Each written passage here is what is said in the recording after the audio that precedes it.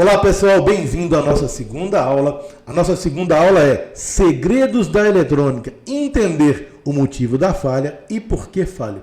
Nesse tópico falaremos de conceitos fundamentais que vão ser pilares para o seu diagnóstico daqui para frente. Quebraremos alguns paradigmas em relação às análises, aos conceitos, a testes de componentes e eletrônica em geral. Vamos então ao nosso trabalho para desenvolver e se tornar um hábito diário o estudo.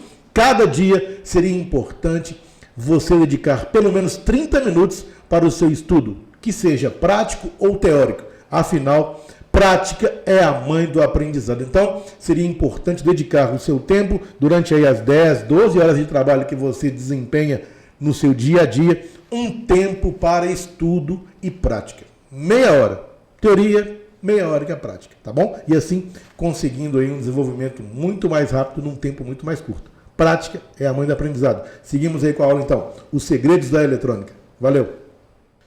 Começamos então com a segunda aula, Mestres dos Reparos em Placas Bootcamp. O nosso objetivo aqui é desvendar os segredos da eletrônica ligado aos componentes, por que falham os componentes das nossas boards, das nossas placas, dos nossos smartphones. Então, primeiro tópico fundamental do estudo da eletrônica é entender que a board, a placa do nosso smartphone, a nossa board, é constituída de componentes semicondutores, componentes discretos, periféricos, chassis, etc. Placas de fenolite ou fibra de vidro. Então a gente tem um conjunto de componentes aqui, interposer, conectores, pinos, FPCs. Existe um conjunto de componentes de RF que compõem a nossa board. E entender os pontos fundamentais para que esses componentes funcionem. Como a eletrônica por trás dessas interligações funciona, é fundamental para a nossa análise de problemas. Quem é aluno Telecel Old School já viu essa imagem nossa, de direito autoral nosso. E aqui eu vou falar mais, principalmente ligado aos layers físicos, hardware layer e software layer. A gente tem uma imagem aqui muito importante, muito fundamental. Primeiro, essa imagem do coração que aqui está, ela descreve para a gente os 8 pontos fundamentais que devem ser verificados na análise eletrônica, em qualquer circuito. Então aqui eu tenho o coração, que representa o nosso amor em fazer as coisas, o nosso carinho em fazer as coisas, a dedicação em fazer as coisas, ao jeito diferente de fazer as coisas com maestria, com qualidade, com garantia, com dever cumprido, de sair de casa para fazer coisas espetaculares. Então essa é uma imagem que tenta resumir os 8 pontos fundamentais que todo profissional de diagnóstico em reparo em placas deve seguir em qualquer situação de falha. Então eu tenho aí 8 pontos fundamentais. Primeiro ponto fundamental, tensão e corrente. Tensão e corrente é o poder, tá? Então são duas grandezas. Não adianta só medir tensão na placa. É tensão e corrente. E a gente vai nesse treinamento aqui falar muito disso. Como checar esses 8 pontos com maestria, com Black Ops, com os segredos do mestre do reparo Black Ops. Então, eu tenho 8 pontos fundamentais. Primeiro ponto, tensão e corrente. Tensão elétrica em volts e corrente elétrica em amperes. E eu posso usar vários instrumentos para isso. O Digital Multimeter, chamado DMM. Se eu só medir tensão de uma malha, por exemplo, não está certo. Eu tenho que medir a tensão e a corrente dessa malha. Então existem equipamentos melhores, por exemplo, o SMB, o Smart Curve, desculpa. Não, o SMB, Smart Box, do Paisal Knock. Com ele eu tenho a condição de ter uma noção da tensão e a corrente da malha. Claro que não cortando a malha, que seria o ideal para medir a corrente. O Smart Curve é um equipamento também que tem mais um componente na medição, que é a frequência. Então tem que dotar de equipamentos e instrumentos que vão conseguir atingir o objetivo de medir a tensão e corrente. Lembrem-se, não é só medir tensão, é tensão e corrente. Segundo ponto fundamental na análise de reparos em placas é os barramentos de controle, chamados Control Bus. Tá? Então tem vários equipamentos que medem esses barramentos. Por exemplo, o osciloscópio, que está aqui, que aqui está, Digital Storage Osciloscópio, o Smart Board, analisador lógico. Então tem vários equipamentos específicos para medir barramentos de controle. Multímetro mede isso aqui? Não. Eu tenho também o ponto número 3, desses 8 pontos fundamentais, são os barramentos de dados, Data Bus. Qual o instrumento que eu uso para medir barramentos de dados? Osciloscópio, Digital Storage Oscilloscope, ou o Mixed Oscilloscope, o MSO, ou o DHO, o DPO. Então tem vários instrumentos ligados ao osciloscópio que são capazes de medir barramentos de controle e barramentos de dados. Quarto ponto fundamental na análise de reparo em placas, barramentos de endereço. Quais os instrumentos que eu uso para medir barramentos de endereço? O osciloscópio, o smartboard. Aqui estamos falando do nível 1, do device layer e do software layer. Então, a análise avançada se baseia nos dois layers, o layer do hardware e o layer do software. Então, aqui eu tenho uma divisão física, né, dos layers do nosso dispositivo. Por exemplo, toda a parte PHY, a gente vai chamar de físico, é a parte física do nosso dispositivo, a nossa placa, os componentes, as interligações elétricas, as trilhas, os interposers, os pads, as conexões, as soldagens, os contatos, as soldas entre os componentes, interligações. Aqui é o layer físico. Então aqui eu tenho o layer 1. A gente chama isso de layer físico, que são os componentes propriamente ditos. Tanto a parte física quanto a parte de radiofrequência também a gente chama de layer 1.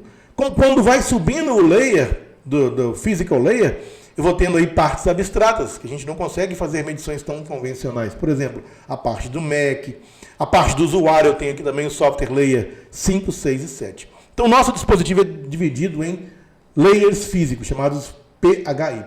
O layer 1 é onde a gente vai adotar testes e medições com equipamentos convencionais. Conforme vai subindo o nível do layer, eu tenho que ter equipamentos mais avançados para medir também. Então, aqui fica claro que a gente tem que aí alcançar, para ter sucesso na reparação, 8 pontos fundamentais. Ponto número 1, tensão corrente. Número 2, barramentos de controle. Número 3, barramentos de dados. Número 4, barramentos de endereço, endereçamentos, por exemplo, de uma memória com a GPU, com a CPU. Uma memória com a CPU. Sinais lógicos. Eu dependo de sinais lógicos para fazer o funcionamento lógico do meu circuito. Sinais lógicos de reset, de enable, power good, vários tipos de sinais fundamentais que eu tenho que ter lógicos, né? Então são sinais medidos com osciloscópio também. Eu tenho sinais de relógio, de clock, base de tempo. Então, é o número 6, eu afiro esses sinais de clock com osciloscópio. Sinais senoidais, sinais quadrados, retangulares, são sinais de clock para a parte lógica, layer física 1, para a parte de software e para a parte de RF também, tudo eu preciso de clock. Tudo eu preciso de sinal lógico, tudo eu preciso de barramentos de controle, barramentos de dados, tensões e correntes. Em todos os blocos que eu navegar físicos da minha board, tanto na parte física do layer, quanto na parte do software layer, eu preciso desses 8 pontos fundamentais. Ponto número 7, são os sinais lógicos que eu tenho presentes na minha board. Como a gente já sabe, na nossa board não só existe alimentação contínua da bateria e existem outras alimentações feitas por outros integrados, outros circuitos que pegam essa alimentação e geram outras formas de sinais. Então eu tenho vários sinais elétricos, alternado, pulsante, radiofrequência, digital na nossa board. Então, o ponto número 7 são os sinais analógicos presentes na board. Então eu tenho sinais do microfone, sinais do alto-falante, são sinais analógicos. Claro que alguns microfones têm conversão digital dentro dele, mas ele capta o sinal em forma analógica. O alto-falante sai sinal analógico, a campainha sai sinal analógico. Então eu tenho que ter conversores digital analógico, amplificadores analógicos para microfone, alto-falante, campainha e o sinal de radiofrequência. O sinal que sai e chega pela nossa antena também é um sinal analógico, claro que com modulação digital. Então a gente vai ver aí que eu tenho o ponto número 7, os sinais analógicos, que eu uso equipamentos para medir isso também, o osciloscópio e o analisador do espectro, que é específico para medir sinais de radiofrequência. E eu tenho também nos 8 pontos fundamentais a parte de software. O software qual que é a definição mais simples do software? Software é a instrução para o controle do hardware. Então o software é a instrução de funcionamento do hardware. Não existe um hardware funcionando efetivamente sem um software. Um hardware sem software é um conjunto de componentes sem funções, sem direção. É um navio à deriva, é um navio com leme quebrado, sem o comandante, sem a parte de comando. Então não existe aí, é como um conjunto de hardware complexo funcionar sem uma instrução de funcionamento, que é o software. E existem vários aí tipos de softwares. Nós temos nos nossos smartphones a parte lógica, que eu tenho um software chamado a parte do processador de aplicação, onde eu tenho o software iOS, eu tenho o Android, e eu tenho a parte do RF, onde eu tenho o coprocessador de RF, que é a baseband. E eu tenho também um software específico, que é a firmware do modem, para gerenciar a parte de RF. Claro que tudo controlado pelo software principal. Então o software é a instrução de funcionamento do hardware, ok? Vamos seguindo então. Então, galera, aqui eu tenho um organograma um pouco mais fácil de entendimento. É fundamental entendermos como as coisas acontecem para você descobrir por que falha e reparar a falha para que não aconteça novamente. Muitas vezes não é só reparar a falha, mas é descobrir a causa que aquela falha apresentou, por que aquela falha apresentou e garantir que ela não ocorra de novo. Muitas vezes o erro básico da manutenção é você trocar um circuito integrado, trocar um componente que está em curto ou que está danificado, que está aberto, mas não entender qual foi o motivo que isso aconteceu. Então, tudo tem uma ação e consequência. Não é só efetivamente efetuar o reparo. Tem toda uma lógica de análise, de estudo, por que aquela falha aconteceu e certificar que aquela falha não vai acontecer de novo. Então a reparação consiste em não simplesmente resolver o problema inicial ali do que você descobriu. Ah, eu descobri um capacitor em curto.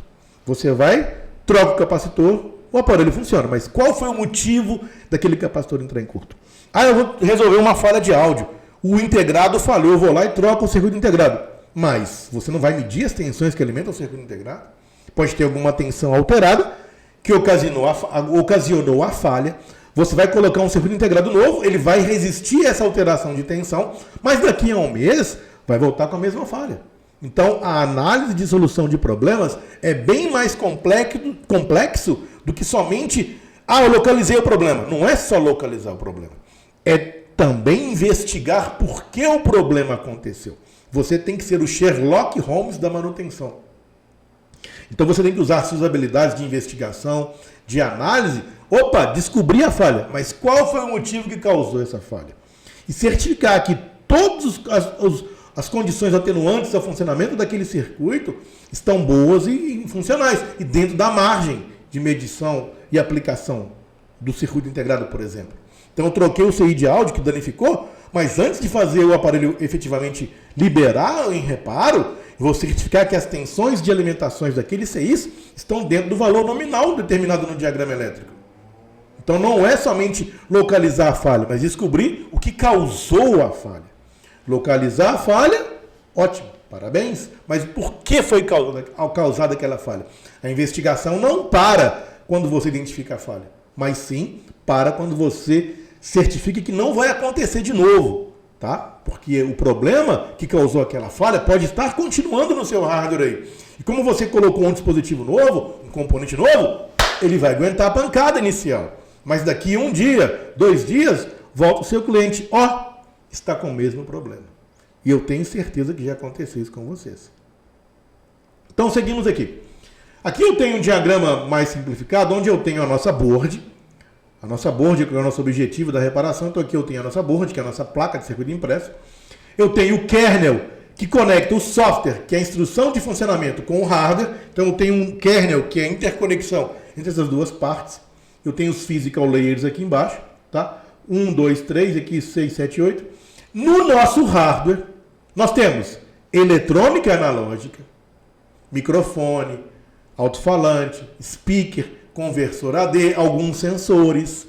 Eu tenho um mundo da eletrônica digital, conversor digital para analógico, sinais lógicos, pulsos, enables, portas lógicas, barramentos, CPU, NAND, baseband, tudo trabalha com sinais digitais. Eu tenho também o fantástico mundo da eletrônica de potência, onde eu tenho os conversores de alimentações presentes no Power Manager, os Buck Converters, os Boost Converter, o circuito do Power Manager, circuito de carga, tudo são eletrônica aqui de potência. E eu tenho também a fantástica parte da radiofrequência. Então eu tenho vários mundos. O mundo da eletrônica analógica, o mundo da eletrônica digital, o mundo da eletrônica de potência e o mundo da radiofrequência. Nós temos que saber diagnosticar todos esses mundos, navegar nesses mundos e desmembrar aí, desbravar cada um desses mundos com exatidão. Na parte de software, que também é o nosso desafio, muitas falhas que o hardware apresenta podem estar ligadas ao software. Eu tenho partições, bootloader, que é a linguagem mais baixa de software, onde eu tenho a instrução de funcionamento do aparelho, de boot, de energização, partes de controle, de validação. Eu tenho um sistema operacional, então eu tenho vários conjuntos que compõem o nosso software. E saber aí nadar nesses mundos, desbravar esses mundos é fundamental. E esse treinamento, repara em placas Black Ops, é para te ajudar nisso. É para te ajudar a desenvolver cada um dos conhecimentos necessários para você navegar aí com exatidão nesses mundos e poder resolver problemas. Vamos então para os nossos desafios. Aí, pessoal, aqui é onde tudo acontece. Tudo acontece no diagrama elétrico. Vocês viram minha história, né, na live, que foi feita dia 17/1. Tudo acontece no diagrama elétrico. Nós temos que ter a consciência que o diagrama elétrico é o pai dos burros. Tudo que você precisa aprender está no diagrama elétrico. Então a gente tem um board view aí, onde eu tenho o lado top da placa Core, né, e o lado bottom da placa Core. Eu tenho o lado top da placa de RF e o lado bottom da placa de RF. Então eu tenho board view, isso se chama board view. Nada mais é do que a vista da board. Tá? Então o board view, lado top da placa lógica. Hoje, claro que as interligações são complexas, a gente tem RF lógica misturada na placa lógica. A gente chama de placa lógica, mas a gente tem a parte lógica, que é a grande maioria da placa, mas nós temos RF aqui na placa lógica e também temos RF aqui nessa parte da placa lógica. E, consequentemente, no lado top da placa de RF, eu não tenho só RF, eu tenho a parte lógica, que é feita a baseband. A baseband são sinais digitais. Então, também tenho a lógica, o RF, a lógica, aqueles 8 pontos, o software, hardware, está tudo interligado. Está tudo interligado. Então, não dá para cravar e falar que a parte lógica é a parte de cima da board e a parte de rádio é a parte de baixo da board, ou, dependendo do modelo, vice-versa. Está tudo interligado. Tudo interligado. Afinal de contas, é um circuito só, com internamente no 6 bilhões de componentes, né? Mas na nossa board, centenas de componentes. Dezenas de centenas de componentes nós temos na board. E um componente pode causar uma falha catastrófica. Dependendo do componente, pode ser um resistor de 5 centavos, um capacitor, pode causar uma falha catastrófica. Mas como acabamos de falar, não é só descobrir a falha, mas descobrir por que falhou. E o diagrama elétrico? O diagrama elétrico, aqui eu já tenho sim o diagrama elétrico. No nosso diagrama elétrico eu tenho aí o mapa das interligações das trilhas, das ilhas, dos componentes. Eu tenho aí toda a informação de interligação dos componentes, do funcionamento. Aí vem aquela primeira pergunta do nosso treinamento. Poxa, mas nem todos os manuais técnicos são acessíveis. Poxa, mas então a gente pode ter uma barreira na reparação por isso? Não. Você pode ir pela arquitetura, tá? Então, por exemplo, as arquiteturas costumam a seguir um procedimento. CPU A14 segue a mesma característica da CPU A15, da A16, a CPU A9, A10. Então você pode ir por arquiteturas de CPU ou pelo part number, datasheet dos circuitos integrados. Então você pode pesquisar datasheet de um integrado, por exemplo, de uma baseband e descobrir aí quais são os seus pontos fundamentais, alimentações fundamentais e se orientar na manutenção. A falta do diagrama elétrico não é empecilho para um técnico reparador. Ok? Principalmente que existem ferramentas aí que mapeiam a placa. Então você tem recursos hoje, por exemplo, Smart Curve. Você pode mapear a placa, os pontos fundamentais da placa e conseguir medições sem mesmo ter o diagrama elétrico, sem precisar energizar a placa. São testes frios. Então aqui é o nosso objetivo da nossa segunda aula, que é entender um pouco sobre o diagrama elétrico. E também deve ser prática diária o estudo do diagrama elétrico. É fundamental a gente criar o hábito de ler os diagramas elétricos e entender o diagrama elétrico. Se você não entende o diagrama elétrico, eu vou passar alguns pontos chaves aqui para que a gente consiga entender de forma clara, nítida, o diagrama elétrico. Ok? Então vamos seguir aí. Entendendo o diagrama elétrico. Valeu. Então, vamos começar nossos estudos com o diagrama elétrico. Talvez você não esteja acostumado a entender, interpretar as interligações, as conexões, os componentes. Talvez é a primeira vez que você está lidando com o diagrama elétrico. Fica tranquilo, fica calmo. Vamos aí iniciar do zero, do básico, para chegar aqui até o avançado. Então, a gente tem aqui um diagrama elétrico em PDF. Também existem os diagramas elétricos em programas. Então, é importante ter esses programas, pois eles têm maior conexões, mostram camadas internas, interligações, principalmente do board view. Então, eu recomendo a vocês adquirirem os programas sim pagos. Vocês, além de ter os diagramas gratuitos, vocês devem ter programas pagos, onde a gente tem mais pontos de informações. Na manutenção isso é muito importante, ainda mais na manutenção avançada. Muitas vezes, não somente um eu devo me orientar, me consultar. Então é importante você ter aí pelo menos 2 diagramas diferentes pagos. Então eu recomendo aí o JC Drawing, que é o JC ID, a gente vende num preço muito especial também, a ZXW ou a VuXinji. Então tem 3 opções: JC ID, ZXW e VuXinji. Para Androids, eu recomendo o Bornell.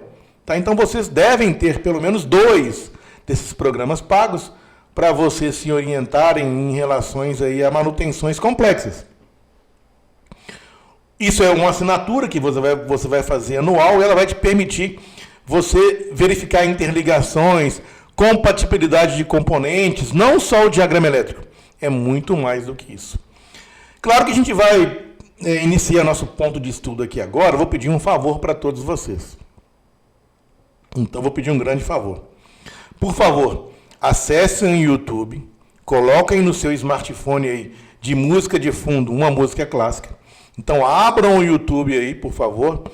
Cliquem na lupa Brain Power e achem aí Mozart e coloca de fundo para que a gente comece aí a desenvolver o pensamento sistêmico, a usar uma vibração, uma frequência para estimular o nosso cérebro ao aprendizado, para que a gente possa definitivamente iniciar o estudo dos diagramas.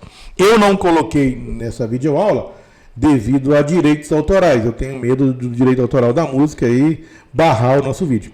Por falar em direitos autorais, todas as imagens, programas de terceiros que forem usados aqui são de respectivos direitos dos mesmos. Então, é importante dar os créditos aos fabricantes de diagramas, fabricantes elétricos, que estão presentes nesse vídeo aí, que são os detentores das suas respectivas marcas.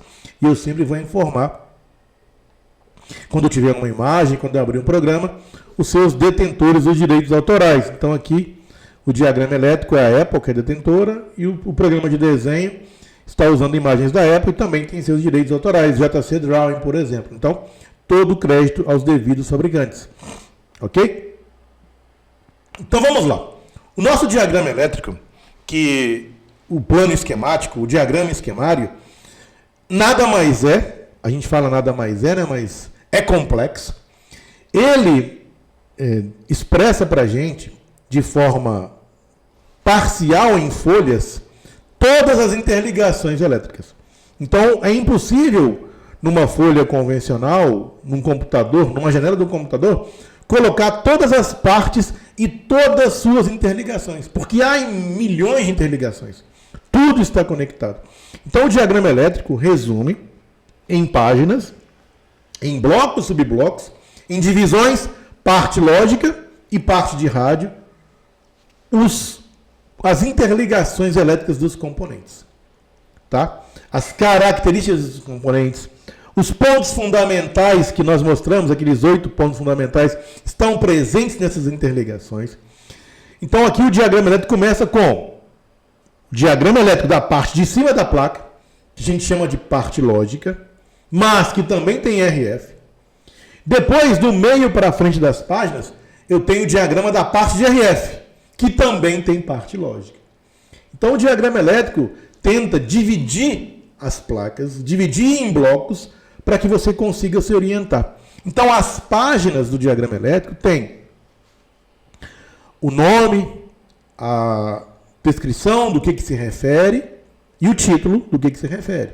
Então, aqui se refere a D54, que é a nomenclatura técnica dada à Apple para a parte lógica, o nosso iPhone 12 Pro, 12 Pro Max. Então, aqui eu tenho a parte top, a parte de cima. Parte lógica superior. Isso não quer dizer que eu também não tenha partes de RF nessa parte. Eu tenho. Tá? Eu tenho uma parte da parte lógica que tem circuitos de RF. Mas existe uma outra parte do diagrama que é exclusiva na parte de RF, que também tem parte lógica. Então a gente vai ver aqui começa com os detalhes, as especificações dos componentes, a variação dos componentes, as impedâncias de medição, diferencial para medições com osciloscópio, os detalhes dos componentes, toda a parte de sinal, os sinais de clock, explicando aí toda a parte lógica. E do meio do diagrama para frente, vamos avançar aqui um pouco aqui, ó. Mais ou menos do meio para frente, eu vou ter especificamente as interligações elétricas da parte de radiofrequência. Então a gente vai ver aqui, vamos explorando o diagrama elétrico aqui, ó. Mais ou menos do meio para frente, a gente vai ter aí a parte de RF especificamente, que eu tenho lógica também, e na lógica eu tenho RF também. Mas aqui vai começar o diagrama da parte de baixo da placa, que teoricamente é a parte de RF, que também tem parte lógica. Está terminando os conectores, test points, FPCs aqui, seguindo aí, vamos lá. Interposer, parte de RF da parte superior, parte top, estão vendo aí, ó, RF da parte top. Então aqui começa RF, mas da parte top da placa, que a gente está falando da parte top. E bem aqui embaixo já começa o RF da parte bottom da board. Da parte bottom, lower da board. Vamos ver aqui. Aí, ó. Então aqui, bem aqui, ó. Top. Bottom. Então aqui, ó. Aqui começa o diagrama elétrico da parte de RF da board. Como muitas pessoas falam, cara A, parte de cima, e cara B. Aqui seria cara B, tá? Ou, tecnicamente falando, D54 bottom, que é a parte de baixo, a placa de baixo. Então aqui começa o diagrama da parte de RF da placa de baixo. Aqui superior a isso também tem RF, mas é placa de cima. Aqui eu tenho RF lógica na parte de cima. Perdão. E aqui começa o meu diagrama de RF da placa bottom, da parte de baixo da minha board. Então, o primeiro ponto que a gente aprendeu, o diagrama elétrico se divide em boards. No caso dos iPhones ou nos outros Androids, também tem a placa chamada placa com interposer ou placa sanduíche, segue o mesmo princípio. Inicia o diagrama parte top, com a parte lógica e RF, e do meio do diagrama para baixo, eu tenho o lado bottom, que é a parte de baixo da placa, que eu também tenho parte lógica aqui. Eu tenho a baseband aí, eu tenho sinais lógicos aqui também. Mas a grande maioria aqui é rádio. Então, é a construção, a nomenclatura da board, da mobile board D54, bottom, MEV. Então, aqui começa o diagrama da parte de RF, especificamente, a grande parte de RF. Aí eu tenho os detalhes, as descrições de cada página, né? O que tem em cada página, mostrando o que é cada página, o modo bottom, tá vendo aí, ó, parte de baixo, a data. E aqui começa especificamente o diagrama do RF da parte de baixo. Detalhes dos componentes, códigos elétricos, barramentos diferenciais de medições com sonda diferencial no osciloscópio, detalhes dos componentes, tolerância dos componentes, impedância da parte de RF nas medições. Aí eu tenho toda a parte dos resistores underfeeder, resistores internos de aterramento com camadas internas da placa. E aí eu tenho os sensores, os NTCs. Então vamos começar falando aí, explicando aí o interposer, a parte de baixo do interposer com as interligações. Então a gente entendeu que o diagrama se divide em dois grandes blocos. Bloco da cara A e bloco da cara B. Bloco do top e bloco do bottom. E eu tenho subblocos agora. Esses subblocos a gente vai achar nas hierarquias. Então aqui nós temos as hierarquias, que são as interconexões entre esses blocos. Então olha que bacana, que ponto fundamental para o estudo avançado. O diagrama elétrico se divide em dois grandes blocos. AP, top e bottom. Parte de cima e parte de baixo da placa. Parte de cima e parte de baixo. Ó. Parte de cima e parte de baixo. Então o diagrama se divide. Então eu tenho o diagrama das interligações da parte de cima, da parte de baixo. E agora eu tenho perdão, os pontos fundamentais de interligações entre essas camadas, entre essas faces. Muito legal. Então aqui eu tenho os pontos fundamentais e numa manutenção avançada. Essa parte de hierarquia aqui, ó, é a fundamental que eu vou trabalhar para descobrir problema. Porque aqui já me fala resumidamente os pontos elétricos fundamentais para que os meus circuitos se comuniquem e funcionem. Entenderam? Então aqui, olha, saber a divisão dos blocos, saber entender as hierarquias das interligações. E aqui eu tenho os pontos fundamentais, as subdivisões, olha aqui, ó, hierarquia, subdivisão. Rear Radio MAV. Então aqui eu tenho todos os pontos fundamentais de alimentação para esse subbloco. Olha aí, ó. Todas as tensões fundamentais para que esse subbloco funcione. Poxa, fundamental, né? Todos os sinais lógicos para que esse bloco funcione. Todos os barramentos de controle para que esse bloco funcione. E aí vai. Então eu tenho, tanto não só nessa parte, mas também aqui eu tenho o Rear NFC Bottom, a parte do NFC de cima, todos os pontos fundamentais para que o NFC, a tensão, todas as tensões fundamentais para que o NFC funcione. PP-VDD main, PP1V8S4, PP1V8S2, PP1V2, NFC, underline P, underline stage 2. Poxa, então, se eu aprender de cara aqui que o diagrama elétrico não é um bicho de 7 cabeças, que ele se divide em partes. Parte de cima da placa, parte de baixo da placa. Aí eu tenho as hierarquias, que são os sinais fundamentais que são vitais para que essas duas partes funcionem. Já me deu uma dica fatal aqui para me descobrir o que medir e por que medir. E segue, as hierarquias seguem, porque tem mais comunicações, tem mais conexões aqui. Vamos descer a página. Aí, ó.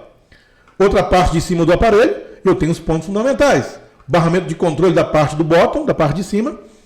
Alimentações da parte de cima fundamentais e sinais de controle do RFFE fundamentais. Então, estou começando a entender o diagrama elétrico por partes. O diagrama elétrico é dividido em partes. Então, aqui eu vou agora na parte de baixo do meu aparelho. Bottom, tá vendo aí, ó?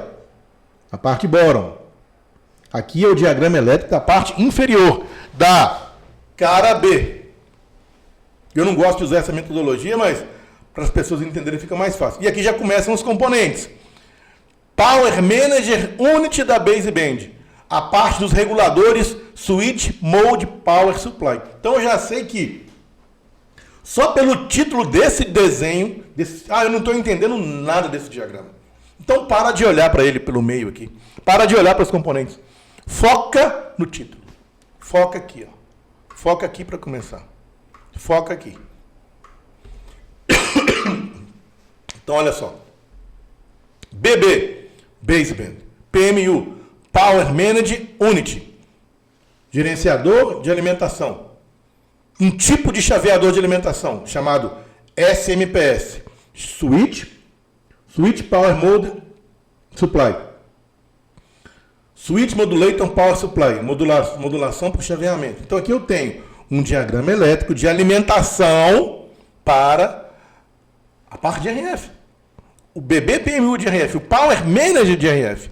O cara que gerencia a energização, que distribui a alimentação para o RF. Qual a alimentação? A que a gente viu aqui em cima nas hierarquias. E a gente vai ver nas hierarquias de baixo, da parte de baixo também. Então essas alimentações aqui, ó, fundamentais, muitas delas vêm do Power Manager, de RF, que está aqui.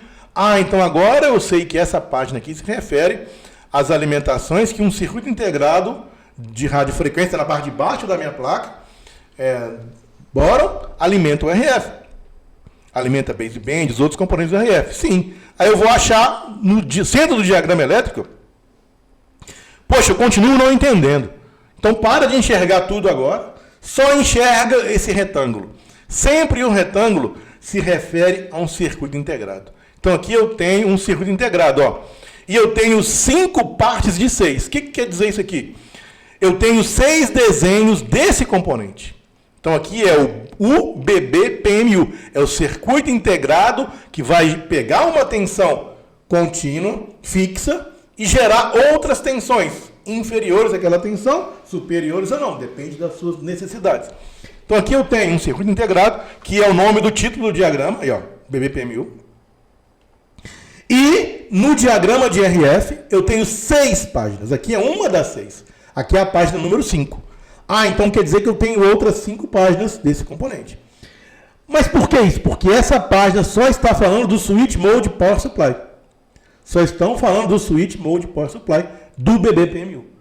Então aqui nessa página contém o Switch Mode Power Supply. O que é o Switch Mode Power Supply? É um regulador de tensão que pega uma tensão fixa, 4.2 volts aqui é da malha VDD Main, pega também, em alguns casos, a malha V-Bust, vai entrar essas tensões fixas num lado do CI e do outro lado vão sair tensões SW, chaveadas. Aí, ó, VSW S1, VSW S2, o feedback, que é o retorno para monitorar se a tensão que está saindo aqui está dentro do parâmetro. Por exemplo, aqui é uma tensão de 0.75 volts. Switch Mode Power Supply 1. Vai alimentar várias partes do circuito.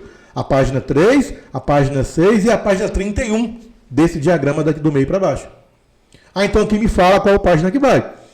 Aqui me fala também a corrente máxima que essa malha vai prover, 7.8 amperes. Então aqui eu tenho o indutor de alta corrente, né? E aqui eu tenho um feedback, um retorno dessa malha que vai voltar para o CI para ele monitorar a saída, para que não altere essa tensão, porque a tensão aqui, ó, não pode subir para 1,5 V, senão você queima um CI que tiver nessa alimentação, por exemplo. Eu vou ter componentes na página 3 que recebem essa alimentação na página 6 e na página 31. Esses componentes podem ser sensíveis a tensões altas. Se aqui desajustar e for 2 volts para um CI, eu posso queimar um CI, por exemplo. Posso queimar um componente fundamental que está ligado a essa alimentação. Então existe uma malha de feedback para corrigir, chamada de malha de correção de erro, que é o feedback. Aí eu vou ter várias outras saídas, de várias outras tensões, 1V22, 0V8, 3.59 amperes, 1V9. Então aqui eu tenho um diagrama de um circuito de alimentação. Lembra daquele coração que nós falamos? Aquele coração que tem os 8 pontos fundamentais? Esse diagrama que a gente está vendo ali, da parte bottom da board, de um circuito chamado BB-PMU, que pega a alimentação contínua fixa da bateria, da malha VDD Main, converte em outras tensões e alimenta várias partes do circuito. Então aqui é o ponto número 1 daquele coração dos 8 pontos fundamentais. Então a gente está falando aí desse primeiro ponto. Então o diagrama elétrico, inicialmente você tem que entender que o diagrama elétrico é um desenho das interconexões elétricas e eletrônicas dos componentes da board. Mas se for feito de forma desordenada, vai ser difícil de achar. Aqui, seguindo a página que eu tenho também, vamos ver os outros aqui, ó. Aqui no cantinho, na outra página, eu tenho o diagrama 6 de 6 do BB-PMU. Aqui já é um outro tipo de regulador, chamado Low Drop Out. Reguladores Low Drop Out. Output inferior à entrada, Low Drop. Ligeiramente inferior à entrada. Então eu vou ter aqui um regulador de tensões. É o mesmo CI, tá vendo aqui, ó? A parte 6 dele. Vão ter tensões de entradas fixas e tensões de saídas variáveis. Ele vai usar a malha V-Bust, 4.2 volts, ó, viu aí? E algumas malhas SMPS. O regulador SMPS manda para cá também. E aqui na saída, eu vou ter as saídas LDOs. Olha aí, ó. Do lado direito, eu vou ter saídas LDO. VREG 1, VREG 2, VREG L3, VREG L9. Aqui são saídas LDOs, Low Drop Out. Aí, ó. PP1V2 LDO1 é uma tensão de 1.2 volts. Corrente máxima de 1.2 amperes. PP1V1 LDO2, PP0V8 LDO3, PP0V85 LDO4, PP1V2 LDO12. Então aqui eu tenho um outro tipo de regulador, uma outra parte do diagrama que se refere a um regulador do BBPMU de outra categoria, LDO, Low Dropout. Assim a gente viu o SMPS, eu tenho buck, eu tenho vários. Seguindo a página aqui então, vamos ver aqui.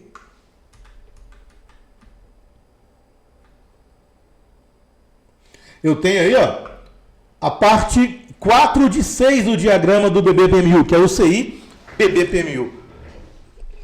Nessa parte aqui eu tenho as partes do sinal ligadas ao touch. Quando o touch é ativado, por exemplo, você vai colocar desabilitar o touch quando a chamada é recebida. Eu tenho clocks, eu tenho vários clocks, outros clocks aqui embaixo, tem um cristal oscilador de RF. Na parte do diagrama do BBPMU, agora eu estou na parte também do diagrama do BBPMU. Aí, ó, aqui já é um CI do clock, BBPMU-K, é outro CI, tá? Viram aí que é outro CI? E é o responsável pelo clock. Então, eu estou procurando BBPMU. Já vi 3 partes, vamos seguir aqui. Aqui, BBPMU. Aqui embaixo, é isso. BBPMU. Aqui é a parte 2 de 6, onde eu tenho o sensor térmico.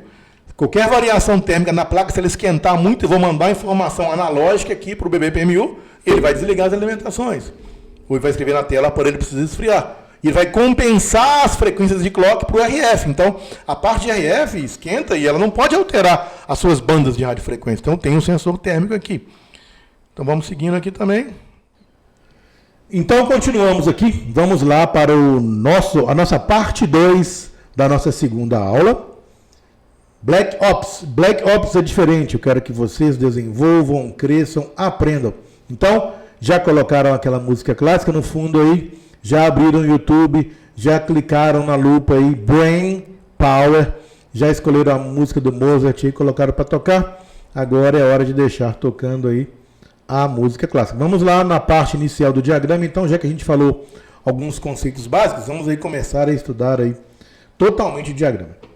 A gente falou que divide em partes, né, que as partes são interligadas, que tem a parte das hierarquias, que é a parte muito importante para você ver as interligações, que a parte de RF normalmente está na parte de baixo, mas também tem RF em cima e vice-versa. A gente falou de alguns conceitos básicos para entender o diagrama, falamos ali do PMU de RF, e vamos aí fazer uma explanada geral aí, uma explanação geral em relação ao diagrama. Estou aqui na página inicial, tá? Página número 1, que você consegue perceber. Eu estou usando o jeito old school, que é o diagrama em PDF, tá? É a parte mais complexa, mais difícil, porque é assim que você aprende. E você tem que aprender a usar os recursos. Os programas PDF têm vários recursos para você colocar observações no desenho, marcas no desenho, setas, indicações, retângulos em destaque dos desenhos, ponderações, textos referentes aos sinais que você está estudando. Então, use todos os recursos disponíveis do PDF, tem o PDF X Editor também, que é muito bom.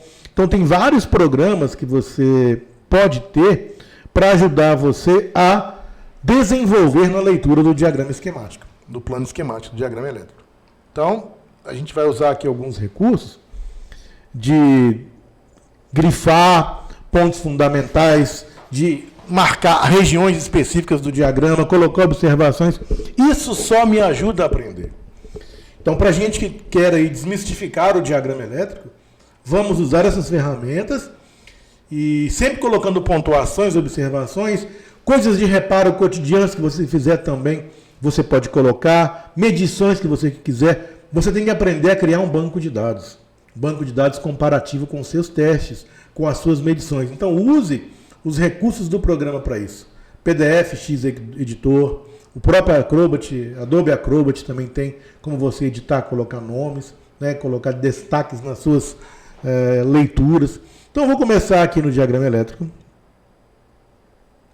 Vamos aí verificar os detalhes. Aqui estão falando aí dos componentes, características dos componentes, tipos de tensões dos componentes, os capacitores, detalhes, tipos de componentes, né? Impedância do circuito quando usar sonda diferencial. Tem várias informações iniciais aqui que eu não posso desprezar também, né? Mas que no início não são tão fundamentais para você entender, tá? Então eu vou aí logo na parte inicial, que é a parte do bootstrapping, que é a parte da energização. tudo começa, né, com a energização, com a sequência de start.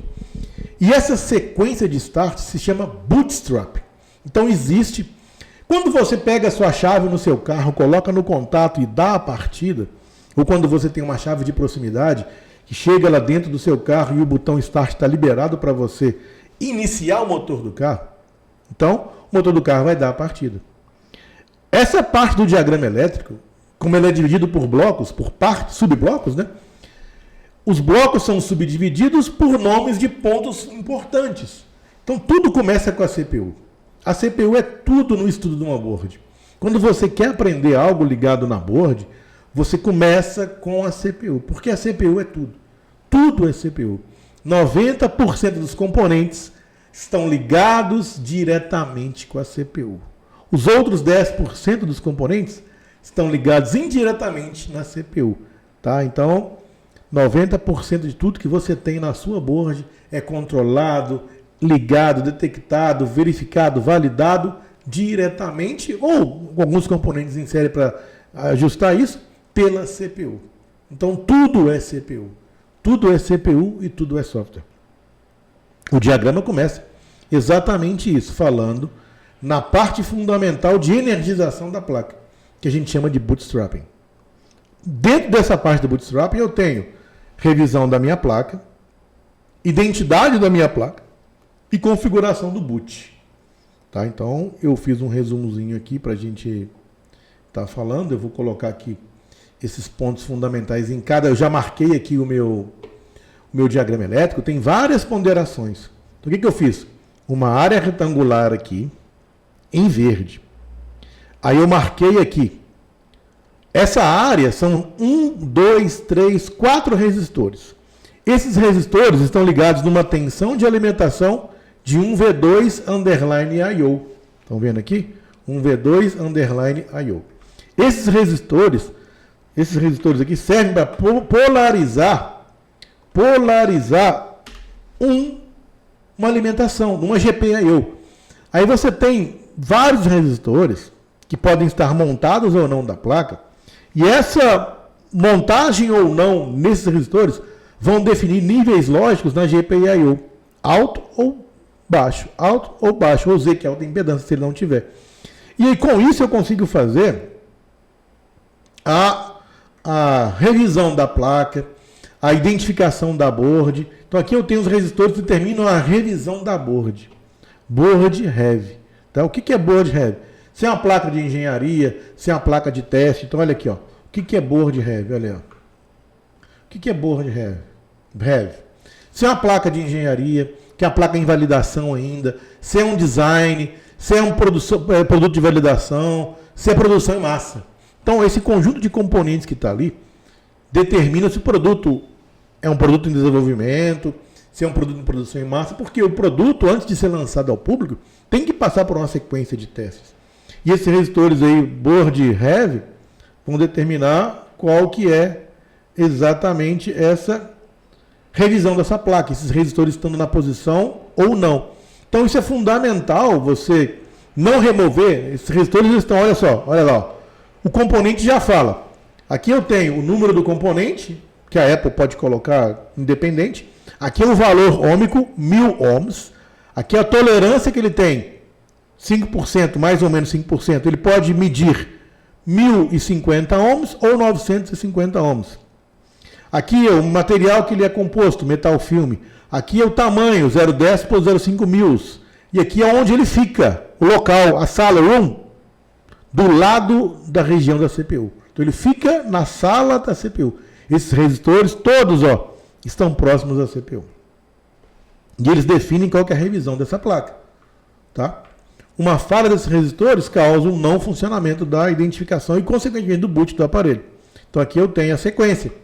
Ele vai gerar sequências de 1 e 0 lá, para ter... São 4 níveis lógicos aí, tá vendo aí, ó? 1, 0, 1, 2, 3, olha lá, ó. 0, 1, 2, 3, são 4 níveis lógicos.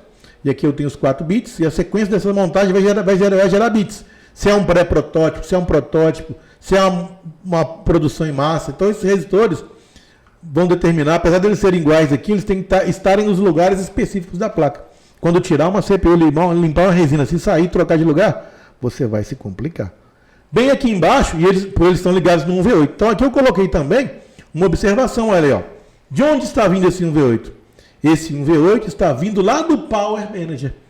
Power Manager do AP, que é o circuito integrado que gera as tensões da parte lógica funcional. Aqui a gente viu o PMU de RF, aqui é o PMU do AP. Então esse 1V2 PP Power Positive underline 1V2 underline IO vem lá do nosso Power Manager. Como eu não estou num programa de desenho, se eu estivesse clicando aqui, eu já saberia de onde iria. Então os desenhos têm algumas vantagens. Por exemplo, vamos achar aqui, ó, R0703. Vamos lá. Vamos achar o resistor R0703. Vamos lá. Board. Have.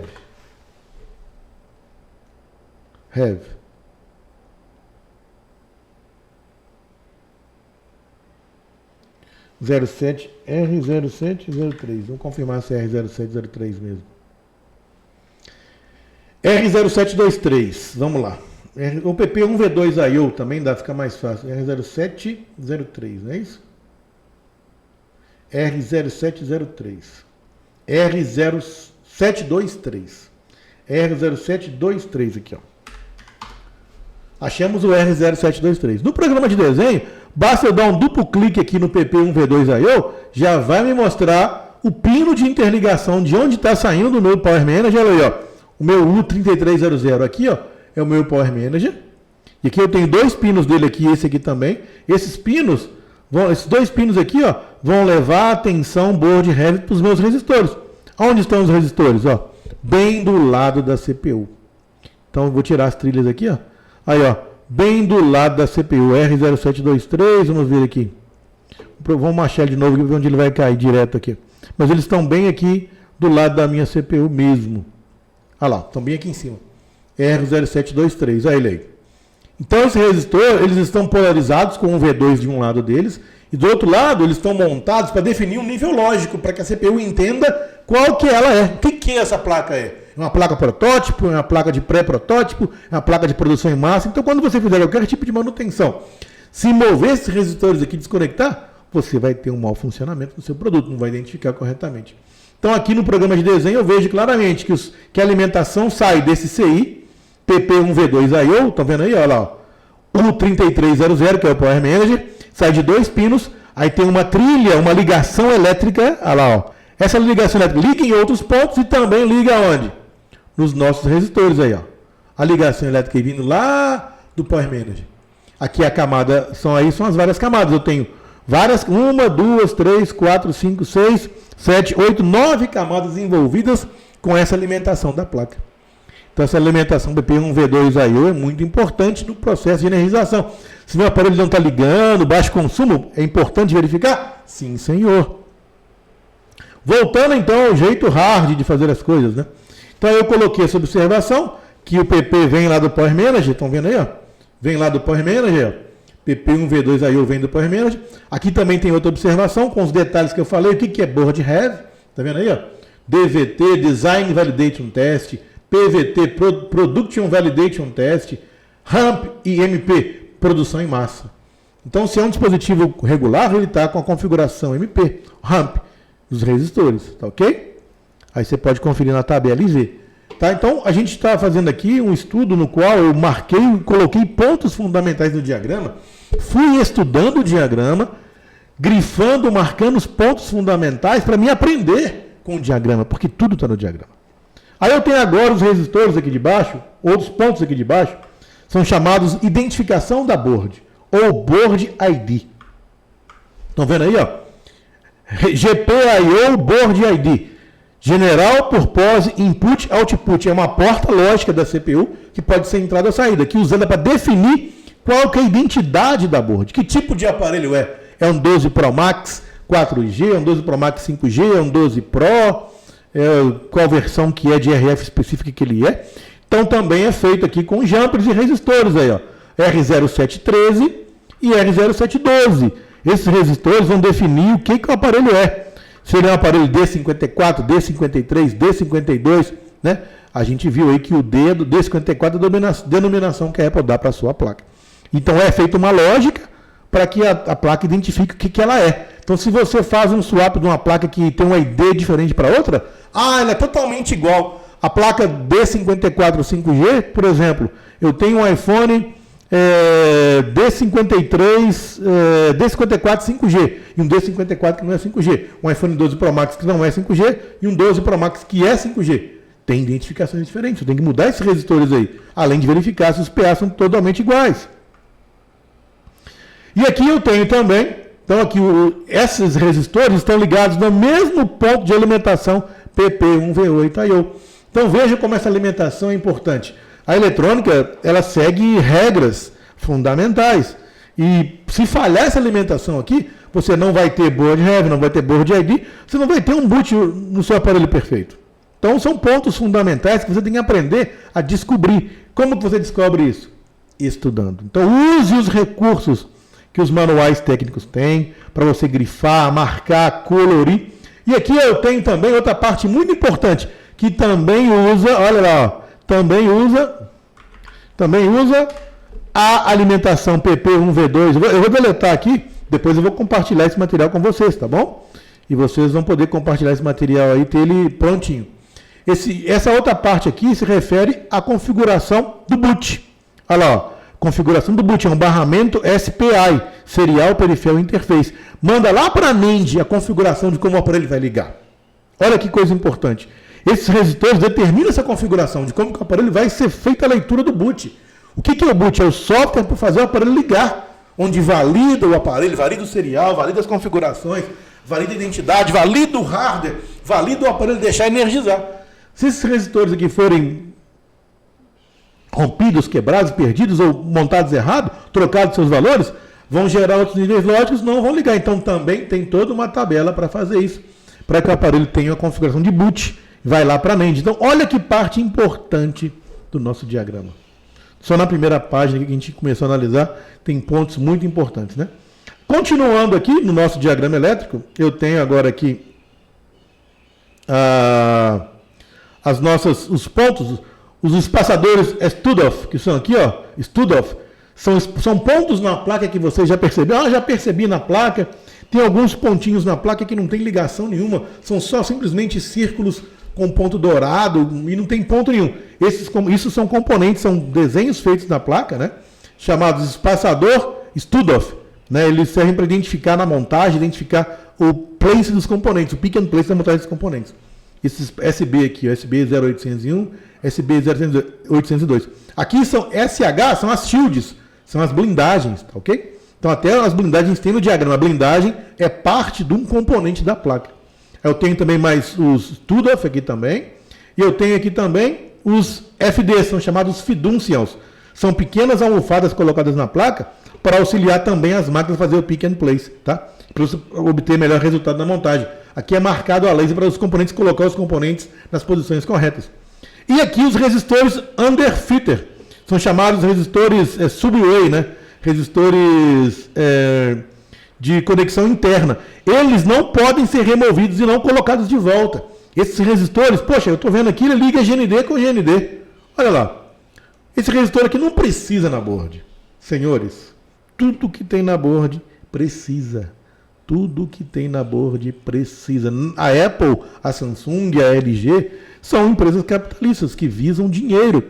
Tudo é custo. Esses resistores são fundamentais, tá, para aterrar em pontos internos da placa ou ter duplo aterramento. Então, se você fizer um swap de RF e tirar os resistores aí do lado da CPU, esses resistores aqui não servem para nada. Terra com terra.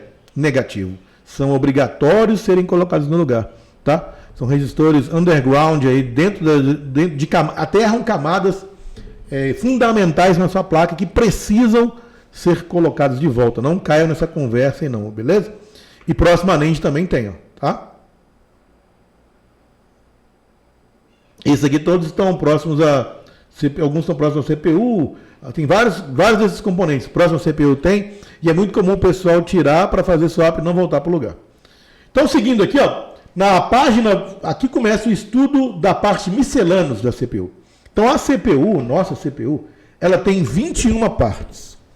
21 partes deste diagrama elétrico de 177 páginas, estão vendo aqui, ó? Esse diagrama tem 177 páginas. 21 páginas são ligadas à CPU. Eu tenho 21 páginas referidas à CPU, que é tudo. Eu acabei de falar que a CPU é tudo. Né? Eu acabei de falar que a CPU é tudo. Então o que eu fiz? Eu grifei aqui para vocês. Então aqui, ó.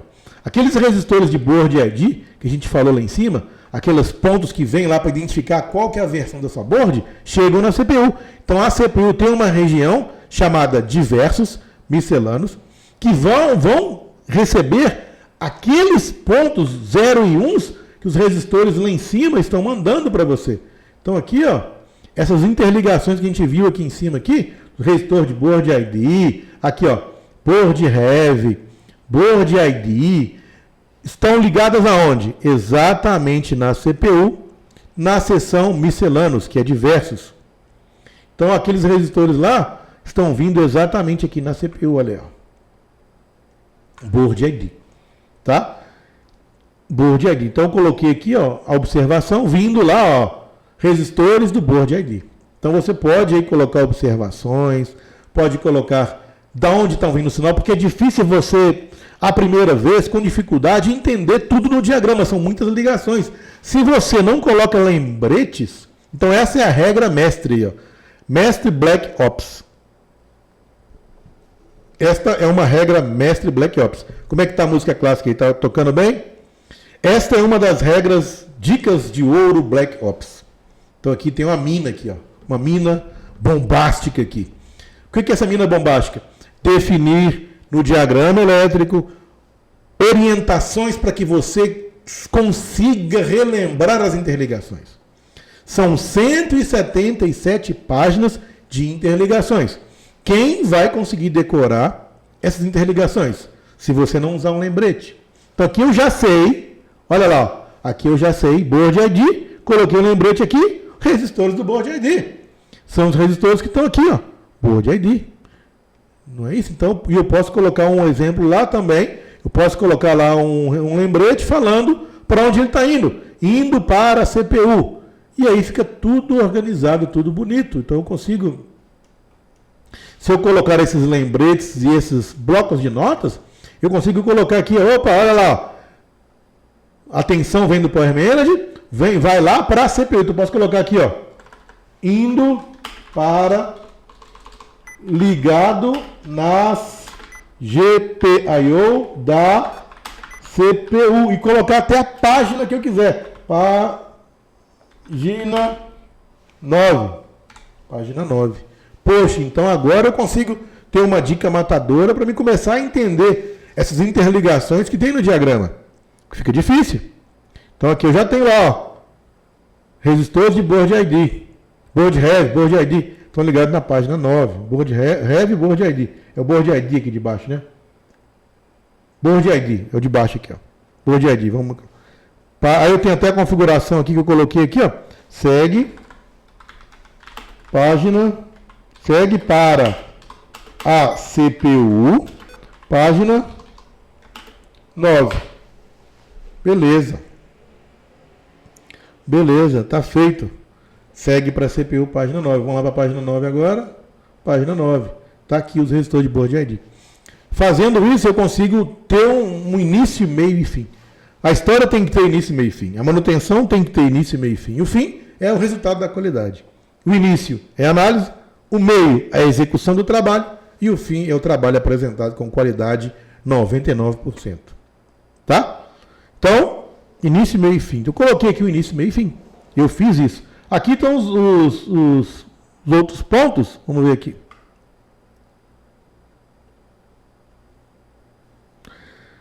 Beleza. Então, nessa região da CPU, o 1000, eu tenho uma seção de diversos chamada Board ID. Então a CPU é composta de vários pontos. Poxa, como que uma CPU funciona? É como se fosse uma fazenda. Tem várias plantações diferentes numa fazenda, várias divisões com tamanhos diferentes, com culturas diferentes, com formas de lidar diferentes.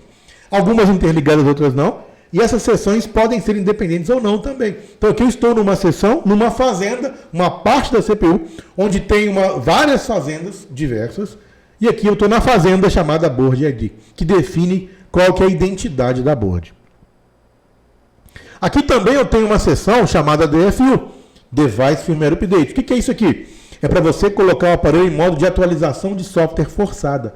Então aqui você aplica uma tensão de 1V2 ou 1V8 nesses pontos, no I/O, SOC, From, PMU, Kraken, force o DFU, para que o aparelho, se ele não está sendo reconhecido no computador, ele force a ser reconhecido.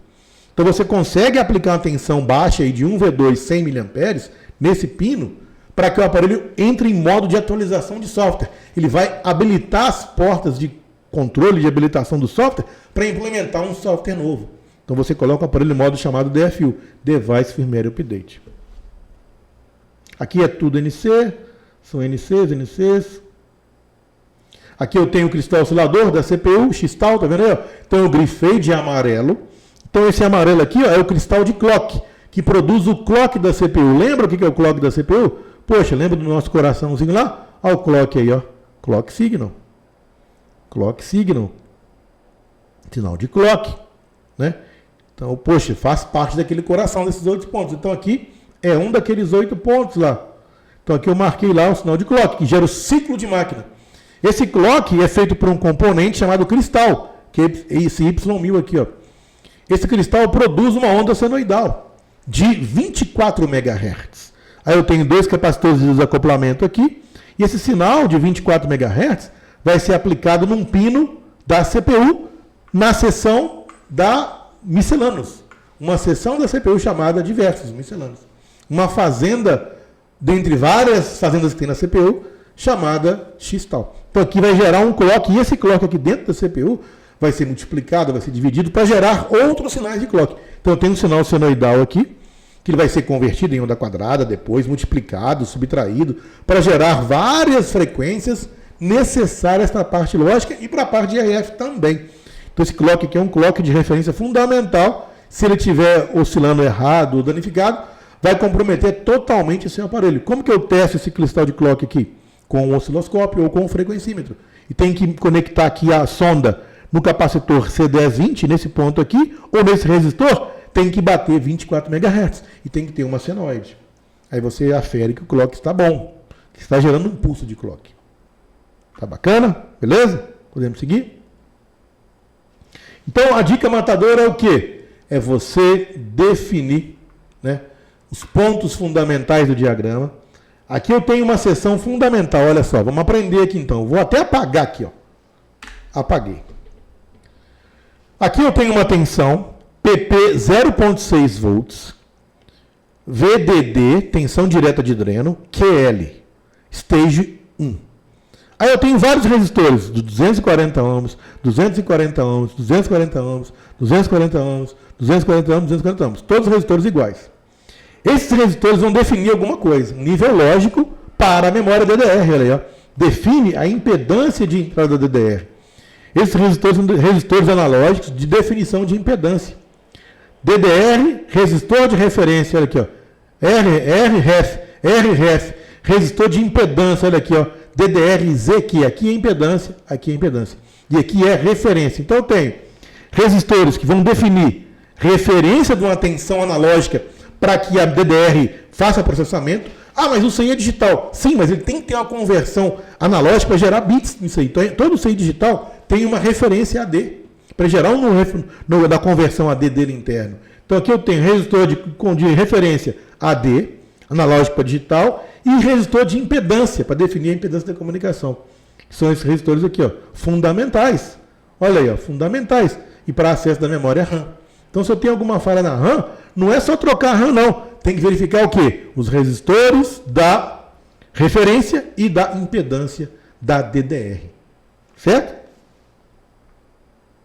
Aqui eu tenho outra seção da minha CPU, das 21 que eu tenho, lembram?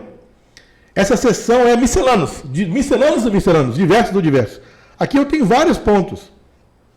Tem, por exemplo, barramento de controle, serial wire debug, tenho clock para o touchscreen, parece que é TST clock out, tenho analógico multiplex para o PMU, para a CPU, Tem vários sinais aí, SWE também.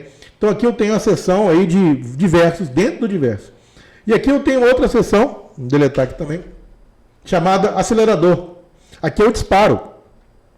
É algum disparo para alguma função. Por exemplo, quando tiver que desligar, a bateria está baixa, eu quero desligar o aparelho, tem que desligar. Então eu tenho que avisar o PMU que a bateria está baixa, para ele avisar os outros componentes, para ele avisar a CPU que a bateria vai acabar e eu vou desligar. E quando eu desligar, eu não gerar um lixo de memória para que a CPU não funcione mais, para que trave o meu aparelho. Então, aqui tem vários pontos fundamentais para o funcionamento do aparelho. Essa região se chama miscelâneas. Então, a gente viu uma de 21. Logo aqui embaixo, tem outra seção da CPU, que é a seção número 2. 2 de 21. Aí, essa seção, nessa big fazenda, que é uma CPU que tem 15 bilhões de componentes, né? Eu tenho várias fazendas, igual eu falei, várias subfazendas. Aqui é uma subfazenda onde a CPU cuida nada mais, nada menos que da NAND. E também do USB. Poxa, então se você perceber bem, o diagrama já começa falando pontos fundamentais de funcionamento para o aparelho inicializar. Então o diagrama já tem uma lógica também. Então a gente está vendo aqui pontos fundamentais. Se eu tiver uma falha de não liga com baixo consumo de corrente, por exemplo, né? Eu tenho que observar isso. Não ligue com baixo consumo. Então aqui eu tenho, nessa seção da CPU, na seção 2 da CPU, uma seção chamada NAND, só que quer dizer System on Chip, é a CPU. Eu tenho a seção que cuida da memória NAND. O que é NAND? É a memória que armazena o software iOS, armazena o software da firmware do modem, armazena os dados do cliente, armazena o MAC address, armazena regiões lá reservadas. Então, a memória NAND é onde armazena os dados, tudo está na memória NAND lá. Né? Então, é fundamental a NAND para inicialização. E tem a parte do boot também na NAND. Tá? E aí eu tenho aqui essa seção, controla a NAND do lado esquerdo, do lado direito, o USB. Então, em amarelo, eu tenho NAND sys clock, é um pulso de clock para a NAND funcionar, de 24 MHz. Vem da onde? Tratado daquele cristal Y1000 lá de cima. Olha aí, ó. Entra na CPU, é trabalhado, tratado e vai lá para a NAND, 24 MB. Aí se esse resistor está aberto, esse R1001, que é de baixo valor ôhmico, é um resistor de passagem, né? Para diminuir um pouco só a corrente aí, é um resistor de muito baixo valor ôhmico. Então a frequência que eu tenho aqui e a tensão vai estar ligeiramente menor, a tensão aqui, mas a frequência vai ser a mesma, e só vai diminuir um pouco a corrente, sem alterar a frequência, eu vou ter que ter 24 MHz aqui. Então, se eu fizer uma análise de medição, eu não vou medir o resistor no pino 1. Porque se o resistor estiver aberto e eu tiver o clock aqui, não quer dizer que está saindo. Então, eu vou medir aonde? No pino 2. A gente tem que usar a lógica na manutenção, na medição. Poxa, aqui gera um clock, está saindo, ó, sai, está saindo. Se eu medir aqui, eu não estou medindo depois desse componente. Se ele estiver estragado, eu não garanto que tem aqui na saída. Então, eu tenho que medir aonde? No pino de saída. E muito cuidado para quando você medir, se ele estiver mal soldado, a hora que você encostar a ponta de prova, vai dar conexão, vai medir que tem sinal, mas não está conectado. Está mal soldado. Mas quando você mediu, apertou a parte de baixo do lead, deu conexão e mediu. Então, eu nunca gosto de medir no lead do componente. Eu gosto de medir no caminho da trilha, em outros pontos, né, não no lead do componente. Aí eu tenho também aqui, ó, sinais lógicos. Sinal de reset e para fechar a firmware, o firmware strap, que é fechar a firmware do bootstrapping. Então, eu tenho dois sinais lógicos que saem lá para a memória NAND. Estão saindo, ó, todos os três sinais saindo. Out. Aqui é um sinal lógico. I/O AP to NAND. Da CPU Apple Processor para NAND. Reset nível baixo. I/O AP to NAND. CPU to NAND. Firmware strap, que é a cinta, que fecha a firmware. É um sinal lógico lá para o seu aparelho bootar corretamente. Se faltar aqui, meu amigo, vai dar zebra no booting. Do lado direito eu tenho controles da parte do USB, para controlar o parrote lá. Então eu tenho aí, ó, USB, dados de controle do parrote, o bidirecional AP positivo e bidirecional AP negativo. Aqui é um sinal provavelmente bidirecional, né, depende aí, provavelmente pelo PIN que é bidirecional. Eu tenho que ter uma sonda diferencial para medir. E aqui eu tenho um resistor de referência, outro resistor de referência aqui, ó, um resistor de 200 ohms, 1% de tolerância. Por que é tão baixa a tolerância? Porque ele é uma referência. O resistor de referência tem que ser 1%. Se eu trocar por 200 ohms 10%, já ferrei. E vou ter imprecisão na referência, pode ficar reiniciando o aparelho, não ligando direito, porque ele é uma referência para o USB. E o USB é um hub. O USB controla tudo também ali. É um hub para o mundo externo. Alterou o Parrot, alterou o Yandex, alterou o Ictara, alterou o Dotara, já era. Pode causar falha do barramento SMC. O barramento SMC causa reinicio no aparelho.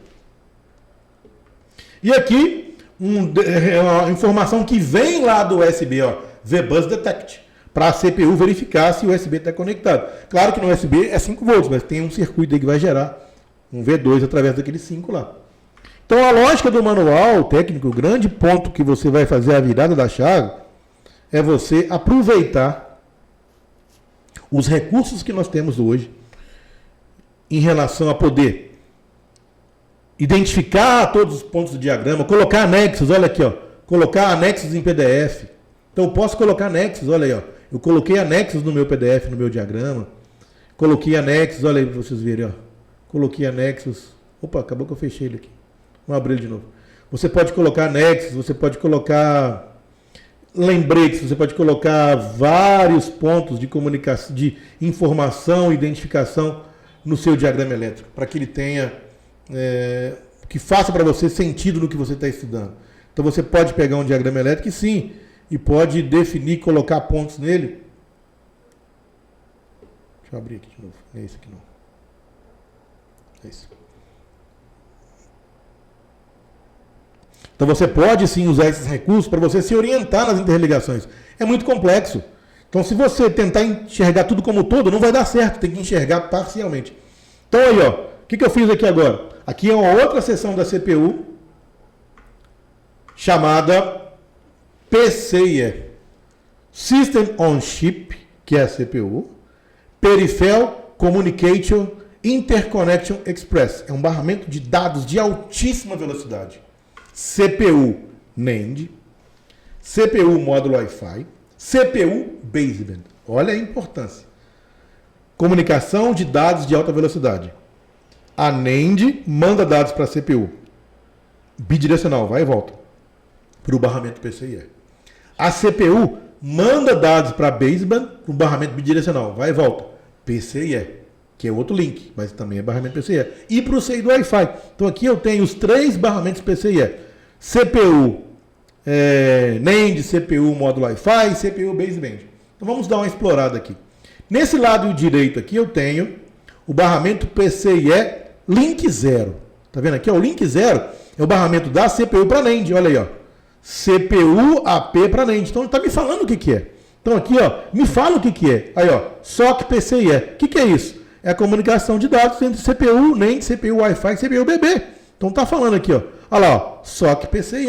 SOC, CPU, comunicação digital de alta velocidade. Aí eu tenho comunicação bidirecional, TX e RX, olha aí, ó. RX, TX, viu lá? Bidirecional. Entre CPU e CPU tá aqui, né? E aqui vai a NAND. CPU e NAND. Então tem o barramento bidirecional CPU e NAND. Tem o barramento bidirecional no link 2. Olha aí, ó. CPU e baseband. Olha aí, ó. CPU e BB. É o link 2. E aqui do lado direito, esquerdo, eu tenho o barramento bidirecional PCIe link 1. CPU e módulo Wi-Fi. Wireless LAN. Caramba, então aqui é uma comunicação bidirecional. E aqui eu marquei em vermelho, né? Os pontos fundamentais. Vamos começar aqui então a estudar aqui. Pelos pontos fundamentais. Olha lá. Um resistor pode causar uma tempestade em São Paulo? É o efeito borboleta. Na placa pode. Numa placa, que se refere ao nosso treinamento, uma falta de um componente de 10 centavos pode causar uma pane total num dispositivo de $2.000. De $1.500. Então esse resistor aqui é um resistor RCAL. PCIe RCAL. O que quer dizer isso? Calibração do barramento PCIe.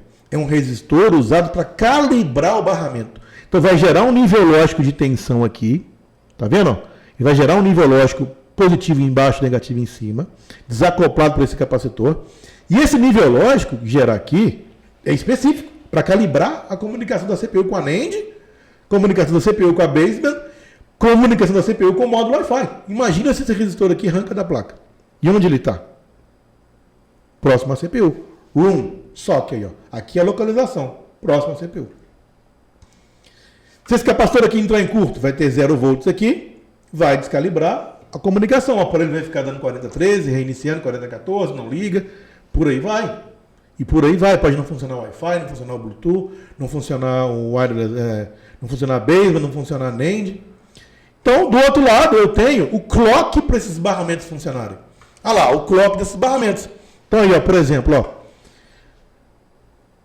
90 ohms é a impedância. Quando se refere à comunicação digital de alta velocidade, aqui eu tenho a modulação, aqui é a impedância. 90 ohms é a impedância. Então, o instrumento que eu for usar para medir isso aqui são osciloscópios high-end e sondas diferenciais, tem que ter a impedância de 90 ohms. Para fazer medição aqui está te informando que, ó, se você quiser medir esse sinal, a impedância para medir tem que ser 90 ohms. Quando a impedância é casada, eu tenho a máxima transferência do sinal que eu quero medir. Se está descasado, eu vou ter perda. Então aqui me fala isso. 90 ohms, PCIe, GP1, AP to wireless NAN, clock de referência positivo e negativo, clock de referência 2 e o 0. Então são 3 clocks de referência para os barramentos. Se esses clocks aqui alterarem, consequentemente, vão alterar, respectivamente, qual barramento é. E esse clock vem também da CPU, daquele cristal de 24 MB lá. Não quer dizer que aqui é 24 MB, que já são próximas a 100 MB, porque esse clock é multiplicado dentro da CPU. E aqui eu tenho, em cores, né, do lado direito aqui, ó, eu tenho colorido aqui, os sinais de comunicação TX e RX, e início, né, de comunicação, do barramento PCIe Link 0. Link 0, CPU componente. Aí eu tenho lá os componentes, as trilhas que ligam os sinais, tem alguns outros componentes fundamentais de polarização também, ó. Olha aquela tensão V2 IO que a gente viu lá no início. Também polariza a NAND, coloca nível alto aqui nesse pino, ó, para ter nível alto quando não tiver comunicação. E aqui eu tenho os pinos de recepção e transmissão com capacitores em série. E aqui eu tenho um resistor também que define nível baixo. Então aqui são as partes de comunicação entre CPU e NAND. Então, galera, essa dica matadora da aula 2 é: usem os programas PDF de desenho, de PDF-X, tem outros programas que você pode editar nos arquivos PDF, para que você edite, coloque observações, anexe documentos, anexe datasheets, igual eu fiz aqui, por exemplo. Eu posso anexar um datasheet aqui, por exemplo. Então eu posso anexar vários pontos fundamentais para aprender a ler os diagramas elétricos. Valeu? Seguimos para a aula número 3. Black Ops. Ou você tem ou perdeu dinheiro. Valeu, um abraço.